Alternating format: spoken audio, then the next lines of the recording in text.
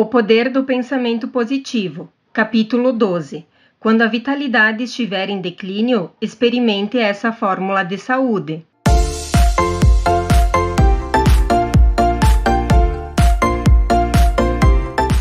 Seja bem-vindo ao canal A Mente Cria Sua Vida.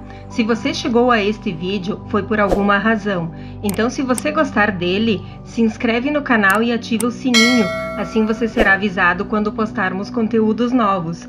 Curta e comenta e compartilhe o vídeo, pois assim o YouTube entende que é um conteúdo bom e o leva para mais pessoas. Fique agora com o audiolivro e até o próximo vídeo. Quando a vitalidade estiver em declínio, experimente esta fórmula de saúde. Constou-me que uma mulher foi a uma farmácia e pediu um frasco de remédio psicossomático. É claro que não se encontra tal remédio nas prateleiras das farmácias, pois não vem em pílulas ou em frascos, mas existe e muitas pessoas o usam. É uma receita composta de orações, de fé, de pensamentos espirituais e dinâmicos. Tem-se calculado que 50 a 75% das pessoas hoje em dia adoecem por causa da influência do inconveniente estado mental em sua natureza emotiva e física. Tal remédio é, por conseguinte, de grande importância. Muitas pessoas que não estiveram em condições normais verão que existe uma fórmula de saúde, que além dos serviços do médico, poderá ser de grande valor para elas. O caso do gerente de vendas, que nos foi recomendado pelo diretor de uma grande companhia, nos dá o exemplo da maneira pela qual o tratamento espiritual e emotivo poderá restaurar a vitalidade em declínio. Esse gerente de vendas, que antes havia sido um homem de extraordinária eficiência e energia, experimentou um sério declínio em sua capacidade, tanto intelectual como física. Perdera sua habilidade criadora. Até então, as suas ideias para a expansão de vendas tinham sido notáveis, mas passado o tempo, seus associados começaram a notar que ele vinha decaindo muito. Aconselharam-no a consultar um médico. A companhia o enviou para o Atlantic City para fazer ali uma estação de repouso e mandaram-no depois para a Flórida, numa segunda tentativa de reestabelecimento. Foram férias inúteis, pois não obteve nenhuma melhora definitiva. Seu médico, que conhecia nossa clínica religiosa e psiquiátrica, recomendou ao presidente da companhia que nos mandasse o seu gerente de vendas a fim de que o entrevistássemos. O presidente pediu-lhe que nos procurasse, o que ele fez. Mostrara-se, porém, um tanto indignado por mandarem-no a uma igreja. Até parece pilhéria mandar um homem de negócios consultar um pastor, queixou-se ele. Suponho que o senhor vai orar por mim e ler a Bíblia, acrescentou irritado. Isso não me surpreenderia, respondi. Às vezes o nosso mal se acha numa área em que a oração e a terapêutica da Bíblia poderão surtir efeito. Mostrou-se tão impertinente e ao mesmo tempo com tanta má vontade em cooperar que fui obrigado a lhe dizer. Quero adverti-lo francamente de que faria melhor em cooperar conosco, caso contrário será despedido da companhia. Quem lhe disse isso? Perguntou. Seu chefe, de fato lhe disse que se não conseguirmos endireitá-lo, será despedido, não obstante ele sentir ter que tomar semelhante decisão. Nunca vi uma expressão de assombro como a que lhe estampou o rosto. Que o senhor acha que devo fazer? Conseguiu ele articular. Muitas vezes uma pessoa chega a esse estado em que o senhor se encontra devido a estar com o espírito dominado pelo temor, ansiedade, tensão, ressentimentos, uma sensação de culpa ou uma combinação de tudo isso, expliquei. Quando tais impedimentos emocionais se acumulam e começam a pesar no espírito, a personalidade não pode mais o suportar, começa a fraquejar. As fontes normais de força intelectual, espiritual e emotiva ficam obstruídas. A pessoa vê-se tolhida na sua ação em virtude dos ressentimentos, do temor e da sensação de culpa que a dominam. Não sei qual seja o seu mal, mas sugeriria que me julgasse um amigo que se interessa pelo senhor e com o qual pudesse desabafar, com toda a confiança, contando tudo o que se passa. Acentuei que era importante que ele não ocultasse coisa alguma e se abrisse completamente, exteriorizando todo e qualquer temor ou ressentimento, ou sensação de culpa que porventura tivesse. Lhe asseguro que nossa entrevista será estritamente confidencial, acrescentei. Ademais, toda a companhia o quer ver de volta, como sendo a mesma pessoa eficientíssima que o senhor era. Ele acabou desabafando. Tinha cometido uma série de pecados e esses o tinham envolvido num complicado labirinto de mentiras. Estava vivendo com medo de ser descoberto. Pouco faltava para que ficasse mentalmente prejudicado. Foi um tanto difícil fazê-lo falar, pois era uma pessoa essencialmente decente e tinha uma forte noção de vergonha. Lhe disse que compreendia suas reticências, mas que aquela operação tinha que ser executada, o que não poderia ser feito se ele não desabafasse completamente. Jamais esquecerei a maneira como ele reagiu quando confessou tudo. De pé, empertigou-se completamente. Estendeu as mãos para o teto e respirou profundamente. Sim, senhor, sinto-me bem, declarou. Foi uma expressão de alívio, como se lhe tivesse saído do espírito um grande peso. Sugeri-lhe então que orasse e pedisse a Deus que o perdoasse e lhe desse paz e pureza. É para fazer a minha oração em voz alta? Perguntou ele em tom de dúvida. Nunca fiz isso em minha vida, acrescentou. Sim, em voz alta, sempre convém, isso lhe dará forças, respondi. Foi uma prece simples, se me lembro bem, eis o que ele disse. Querido Deus, fui um homem impuro e sinto o mal que pratiquei. Contei tudo ao meu amigo aqui presente. Peço-vos agora que perdoeis e me deis a paz. Dei-me também força para que eu jamais venha a repetir esses atos. Ajudai-me a ser puro e a ser um homem bom na acepção da palavra. Ele voltou para o escritório naquele dia. Não fizeram comentários a respeito. Não havia necessidade de tocar no assunto. Voltou a ser o que era. Hoje é um dos melhores gerentes de vendas de sua cidade. Tempos depois encontrei o presidente da companhia que disse: Não sei o que o senhor fez com Bill, mas o nosso homem é inegavelmente uma verdadeira fonte de energias. Eu não fiz coisa alguma, foi obra de Deus, respondi. Sim, compreendo. Seja como for, o Bill é o Bill dos velhos tempos. Ao declinar-lhe a vitalidade, experimentou uma fórmula de saúde que o fez recuperar sua eficiência normal. Tomou certo remédio psicossomático que o curou de suas más condições espirituais e mentais. O Dr. Frank Ebalke, da Escola de Medicina da Universidade do Colorado, é de parecer que 1/3 de todos os casos de doenças, na generalidade dos hospitais, é evidentemente orgânico de natureza e origem. 1/3 a combinação de emoções e funções orgânicas, e 1/3 simplesmente de natureza emotiva. O Dr. Flanders Dunbar, autor de um livro, disse que não se trata de saber se a doença é de ordem física ou emotiva, mas sim quanto de cada. Todas as pessoas que têm considerado atentamente essa questão chegam à conclusão de que os médicos têm razão quando dizem que o ressentimento, o ódio, a ojeriza, a má vontade, a inveja e o rancor são atitudes que prejudicam a saúde. Tenha um acesso de raiva e verá o grande mal que você sentirá. Explosões emotivas provocam no corpo reações químicas nocivas à saúde. Sendo contínuas, quer violentas, quer lentas, mas persistentes durante um período de tempo, as condições gerais do corpo vão se agravar. Um médico, falando de certo homem que ambos conhecíamos, declarou que ele tinha morrido de rancorite. Na sua opinião, o doente fora vítima do próprio rancor, que há muito tempo vinha alimentando. Ele fez tanto mal ao corpo que lhe diminuiu a resistência, explicou o médico. Ao ser atacado pela doença, lhe faltou a força para vencê-la, minou o organismo com o seu mau temperamento. O Dr. Charles Mini Cooper, um médico de São Francisco, num artigo intitulado Um Conselho Franco acerca do mal cardíaco, declarou o seguinte: deve dominar-se as reações emotivas.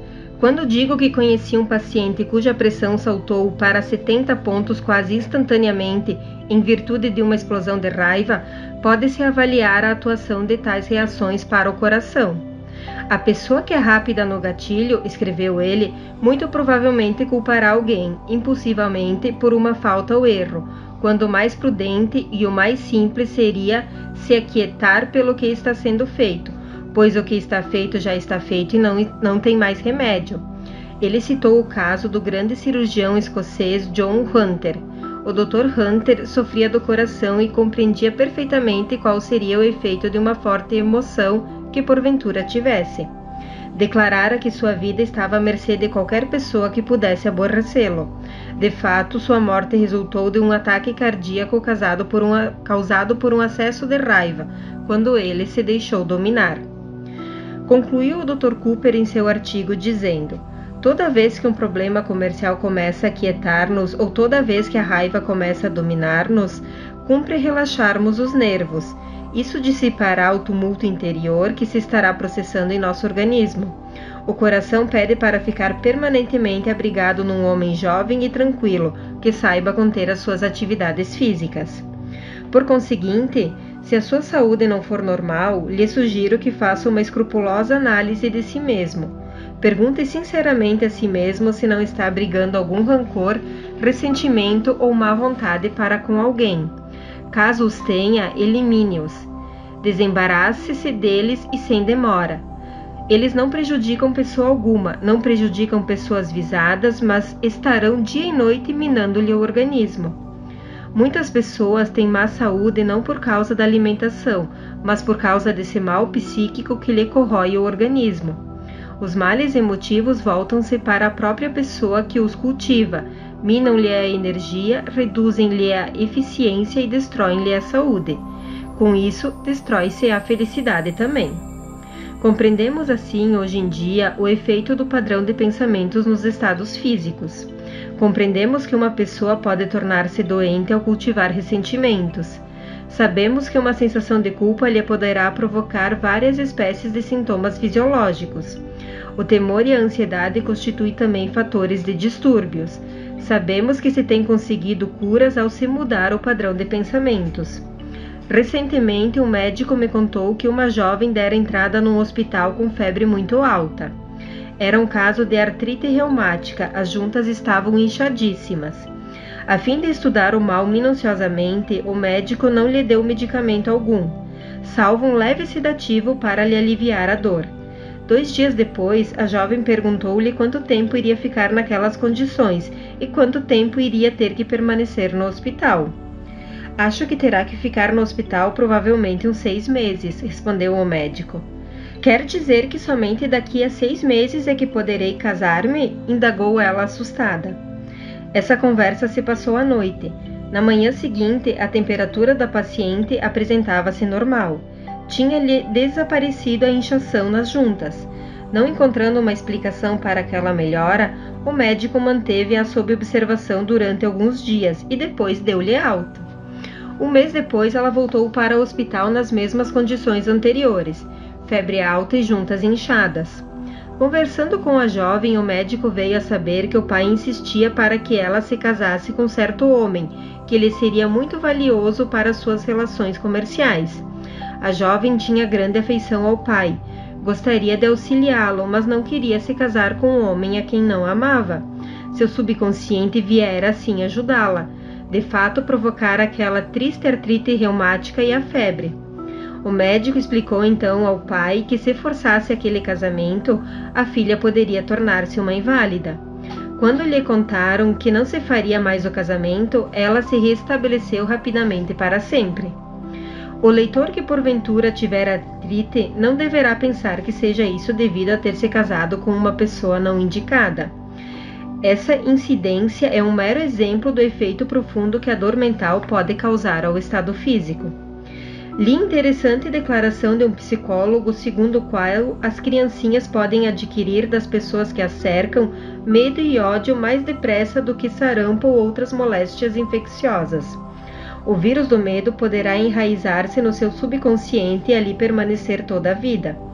Mas, acrescentou ele, ainda bem que elas também podem adquirir amor, bondade e fé, desenvolvendo assim um estado normal e se tornando sadias. Num artigo publicado num jornal que faz referência a uma conferência do Dr. Edward Weiss na Escola de Medicina da Universidade de Temple, que fez no Colégio Americano de Médicos, no qual ele declarou que as vítimas crônicas de dores nos músculos e juntas talvez sofram desse mal devido a alimentarem algum rancor muito forte para com algumas pessoas que lhes sejam muito chegadas. Acrescentou que quase sempre tais pessoas não percebem essa atitude. A fim de se eliminar qualquer possível mal-entendido, continua o autor, é necessário declarar enfaticamente que as emoções e os sentimentos são quase tão reais quanto os germes. As dores e os sofrimentos oriundos de emoção não são mais imaginários do que os causados pelas bactérias. Em nenhum caso se deve culpar conscientemente o paciente pelo desenvolvimento da moléstia. Tais pessoas não estão sofrendo de uma doença qualquer do espírito, mas sim de um distúrbio em suas sensações, muitas vezes ligado a um problema conjugal ou a um problema com os filhos. Esse mesmo artigo da revista nos conta a história de certa senhora X, que foi ao consultório do médico e se queixara de uma erupção nas mãos, que havia sido diagnosticada como sendo eczema. O médico encorajou a paciente a dizer algo sobre si mesma. Constatou que ela era uma pessoa demasiado rígida. Seus lábios eram finos e quase sempre cerrados.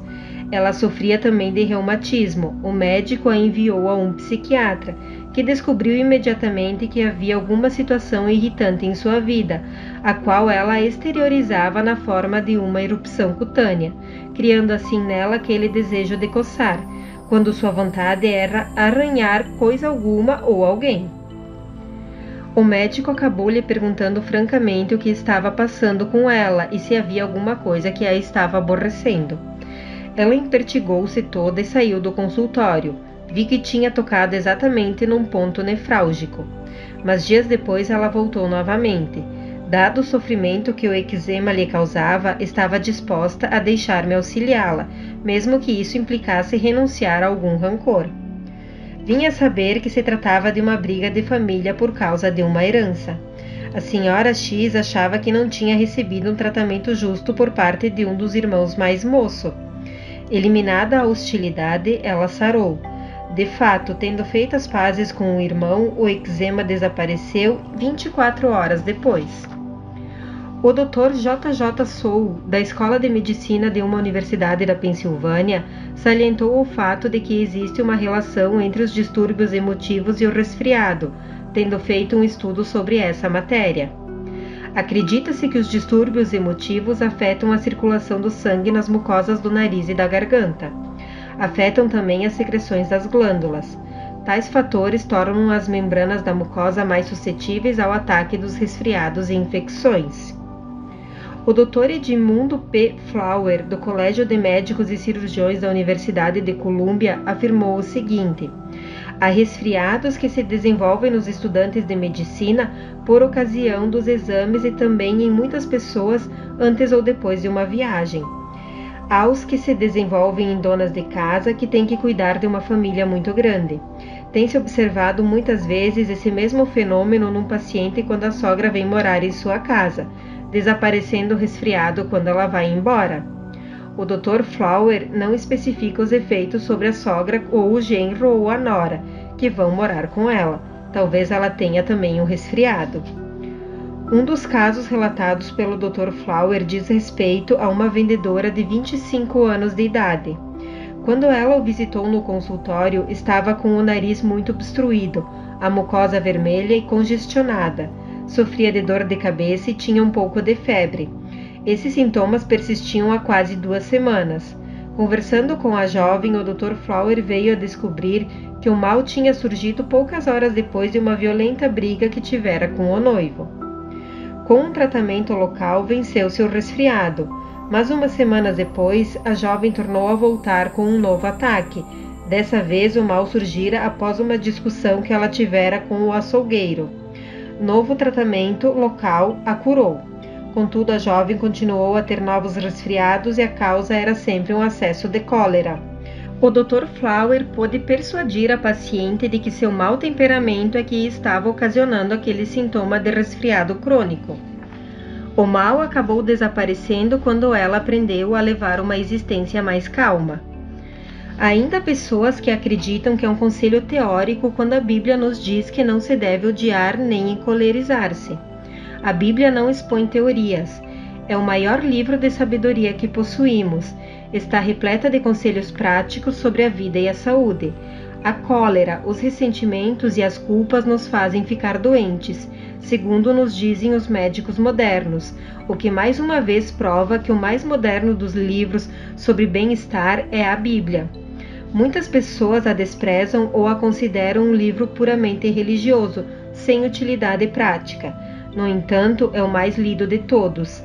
É isso devido ao fato de que por meio desse livro descobrimos os nossos erros e sabemos como corrigi-los. O Dr. Flower chama a atenção para os resfriados emotivos, sofridos por crianças que se sentem inseguras. Ele cita muitos casos de resfriados crônicos em crianças que vêm de lares desfeitos. Uma criança muitas vezes tem uma intermitente infecção respiratória quando nasce um irmãozinho, talvez por se sentir abandonada ou por ciúmes. Um menino de 9 anos tinha um pai de espírito ditatorial e uma mãe indulgente. O conflito entre a severidade de um e a indulgência de outro prejudicava a criança. Temia sempre receber uma punição do pai. Sofreu durante muitos anos de um resfriado quase contínuo.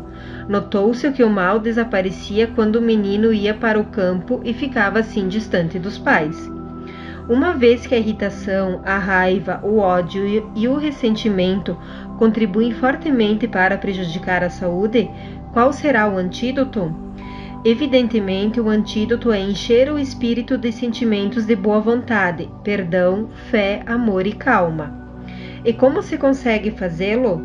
Seguem-se algumas sugestões práticas, as quais foram empregadas com êxito por muitas pessoas, especialmente no ataque contra a raiva. Uma explicação consciente dessas sugestões pode produzir sensações de bem-estar. 1. Lembre-se de que a raiva é uma emoção e esta está sempre ardente. Trate, pois, de arrefecê-la. Como arrefecê-la? Quando uma pessoa se enraivece, os punhos tendem a cerrar-se, a voz altera-se e os músculos tornam-se rígidos. Psicologicamente, ela está pronta para lutar, a adrenalina invade o corpo. É a herança do antigo homem das cavernas a se manifestar no sistema nervoso. Faça-o deliberadamente por um ato de vontade.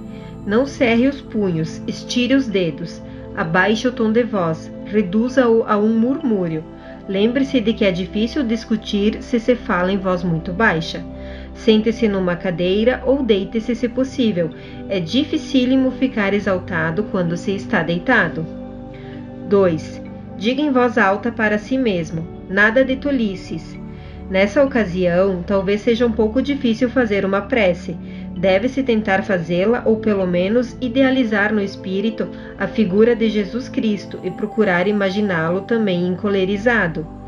É uma coisa que não se consegue fazer e o esforço servirá para eliminar as emoções então existentes. 3. Uma das melhores técnicas para refazer a raiva foi sugerida pela senhora Grace Osler. A princípio, ela empregava a técnica de contar até 10, mas depois notou que as primeiras palavras do Pai Nosso surtiam um efeito melhor.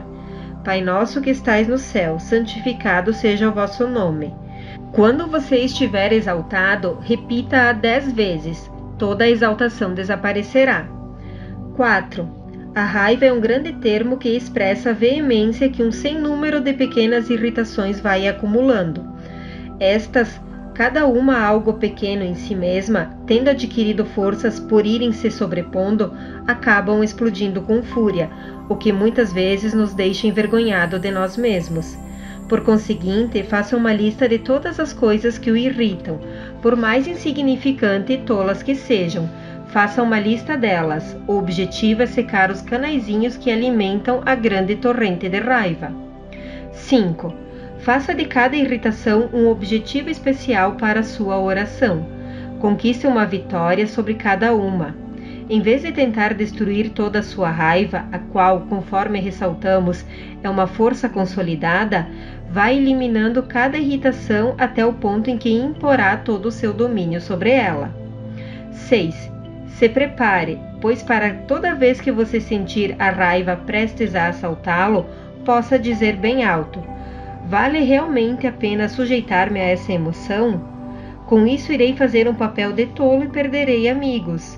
A fim de obter todo o efeito dessa técnica, diga a si mesmo algumas vezes ao dia: não vale a pena exercitar-se ou encolerizar-se a raiva por coisa alguma. Afirme também: não compensa gastar $1000 de emoções numa irritação de 5 centavos. 7. Quando sobrevier uma mágoa, trate de eliminá-la o mais depressa possível. Não a deixe pairar no espírito 1 minuto sequer. Não fique de mau humor nem se lamente. Não cultive ressentimentos. Quando se julgar ferido em seus sentimentos, faça o mesmo que quando se lhe fere um dedo. Aplique imediatamente o remédio. Se não o fizer, a situação poderá se tornar tão desagradável e as consequências imprevisíveis. Recorra, pois, ao iodo espiritual para a cura. Faça uma prece de amor e de perdão. 8. Drene a mágoa de seu espírito, isso é, abra-o e deixe-a cair. Procure alguém que tenha confiança e desabafe até não deixar vestígio algum daquilo que o magoou. Esqueça-a depois. 9.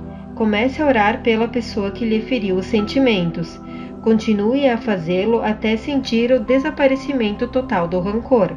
Às vezes poderá ter que fazer mais preces e por um período mais demorado a fim de conseguir o resultado desejado. Um homem que experimentou esse método me contou que anotou o número de vezes que teve que orar até conseguir eliminar o rancor. Fê-lo exatamente 64 vezes. Foi literalmente por meio de orações que conseguiu restaurar a paz de espírito. Esse sistema surge realmente efeito. 10. Faça essa pequena oração. Possa o amor de Cristo amainar o meu coração. Acrescente depois: possa o amor de Cristo diga o nome da pessoa avisada, transbordar em minha alma. Faça essa oração com toda sinceridade e terá o alívio que deseja. 11. Siga o conselho de Jesus e perdoe o maior número de vezes o mal que lhe foi feito. Libertar-se-á, assim, de todo e qualquer ressentimento. 12. Para encerrar, esse ímpeto selvagem, indisciplinado e primitivo que existe em nós e que se exterioriza tão abraçadamente, somente poderá ser dominado com o auxílio de Jesus Cristo. Complete, pois, a lição lhe dirigindo a seguinte súplica: assim como vós podeis modificar a moral de uma pessoa, peço-vos agora que modifiqueis meus nervos. Da mesma maneira que dais forças para se vencer os pecados da carne, dai-me também forças para que eu possa vencer os pecados do espírito. Colocai-o sob vosso domínio. Dai ao meu sistema nervoso e à minha alma a vossa paz salutar. Se o rancor o assediar, repita essa súplica 3 vezes ao dia. Talvez fosse aconselhável imprimi-la num cartão e colocar esse cartão sobre a sua mesa de trabalho ou em algum lugar bem visível.